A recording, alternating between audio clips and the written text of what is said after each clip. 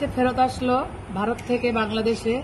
এই 17 জন কিশোর কিশোরী, তারা দীর্ঘ 3 থেকে 4 বছর তো 2 বছর বিভিন্ন জেলখানায় তারা আটকের পরে ওখানকার শেল্টার হোম তাদের উদ্ধার করার পরে 2 দেশের চিঠি চালাচালির মাধ্যমে তারা আজকে দেশে ফেরত আসলো।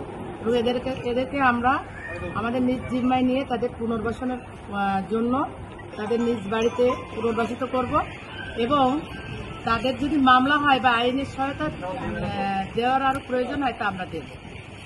সুকন্যা, লিলুয়া হোম, রাজক, এই হোমগুলো ছিল। এটা বাংলাদেশ জাতীয় মহিলা আইনজীবী সমিতি, জাস্টিস অ্যান্ড কেয়ার আর রাইট যশোর, এই 3টা সংস্থায় মূলত আমরা যশোর জেলায় কাজ করি নারী শিশু পাচার প্রতিরোধের উপরে।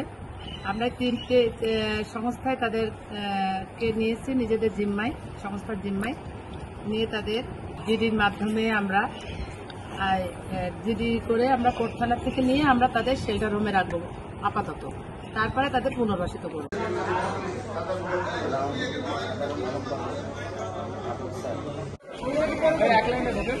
আপনারা মহিলারা সাধারণত সাড়ে থেকে এই শত